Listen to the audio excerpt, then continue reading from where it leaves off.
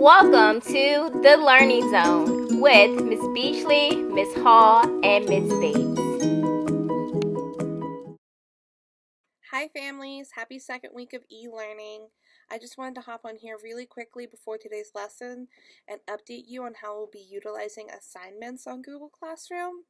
So we've decided that it's going to be best moving forward to post one assignment for the whole week that is due on Friday, and then post daily videos to help you work through that assignment. The reason why we're doing this is to make the learning a little more self-paced and to reduce the pressure it feels to have something to turn in every single day in reading. Hopefully this helps you feel like it's not so overwhelming, and as always know that if you have questions you can reach out to your child's teacher. We're all available and we all want to help you through this process. Okay, hi families, happy Monday. So today we are going to be reading and writing words with vowel teams, and we're going to go into that close reading routine again today and use inferences and text evidence to determine characters' point of view. Our learning agenda today looks like you're going to work through this instructional video and do your phonics practice for today. You're going to work on your close read in your turn practice book and finish your morning with a respond to reading question. So this week we're going to be looking at vowel teams that make the oi sound. Oi can be spelled O-Y, like in the word boy. Listen as I stretch out the sounds in the word boy. Boy. Boy. We hear that oi sound, which is a diphthong, at the end of the word. Let's listen for another one. This is the oi sound.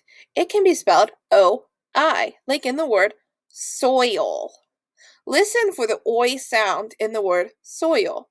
Soil. Soil. Soil. So it's kind of fun to say. I'm just going to say it. It's kind of fun to make that oi sound. So if we're looking at the oi sound, it can be spelled O-I or O-Y. So this is a picture of a boy, and you can write this word out on your paper or your whiteboard.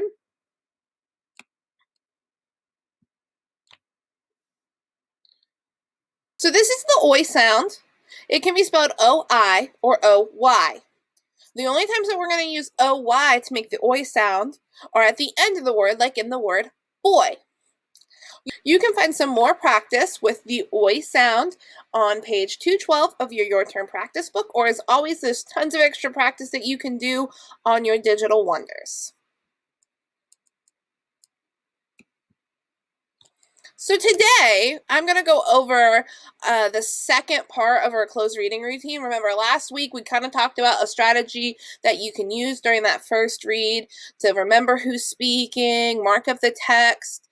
So now we're going into that second read. If we're going into that second read, I want to focus on how we're really going to understand vocabulary, text structure, and point of view. We're really going to look at point of view today for that second read, and we might stay here next week and look at another part of that second read.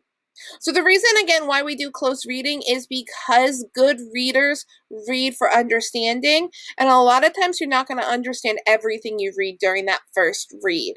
So with short text like the one in your turn practice book, you could do 3 readings in one day very easily. With longer text like our anthology text, we can spread that reading out over multiple days and build upon our learning. So today, I'm going to be able to show you a strategy that you can use while you're reading to think about that point of view of different characters and help you find evidence and mark evidence that you can use when answering those text-dependent questions, which is a part of that second step of closed reading. We use point of view when we're looking at events in text to understand how the characters feel about those events. So if we look at this comic strip, I thought it was really funny and I wanted to share it with you today. I've got 3 characters. Each character is experiencing the same event. All 3 of them are stuck in this rainstorm. But the anchor woman is saying, oh, this rain is going to damage all of my equipment. And we've got those exclamation points to show that she's really excited or frustrated about this. Then we have this panda. And this panda is thinking or saying, this rain is helping my plant grow.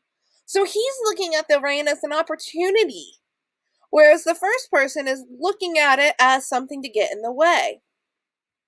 And then we have this poor bride who said, my wedding dress is ruined because of the rain. So we have three people or characters who all have very different feelings about the same events. And this is why it's really important that when we're completing that second read, we're looking at point of view of the characters. And like I said, I want to show you a quick strategy that you can use when doing that second read to identify point of view of characters. So we learned that characters can have very different feelings about the same event in a story. We saw that in the comic strip. We saw that last week in Grace for President. Grace had very different feelings than Thomas did about running for president, but they both wanted it. So last week I showed you a strategy when you're reading to really make sure you know who is the one doing the speaking. Now this week I want to show you how during your second read you can use those speaking parts to determine the point of view or how characters are feeling about events in the story. The first character I want to talk to you about today is from the class play, and it's the character Luz. I've already completed my first read, and now I'm going through and looking during my second read, and I'm looking at what the characters are saying. And so I saw that Luz said that I'm going to play the part of Henny Penny. That's the most important part. Well, I'm thinking and I'm making an inference, and we know that an inference is when we think about something in the text without it telling us it's there. So we make inferences, we make our own judgments or our own opinions based on what the text is telling us. The text is telling me that Les said that's the most important part.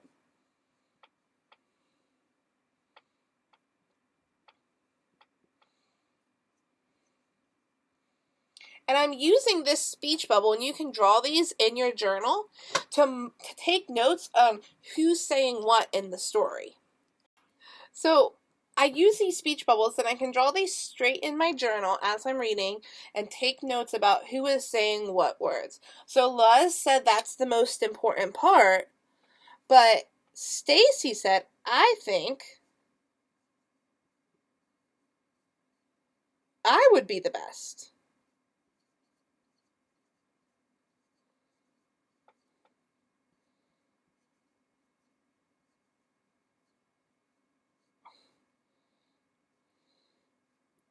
And Stacy said that.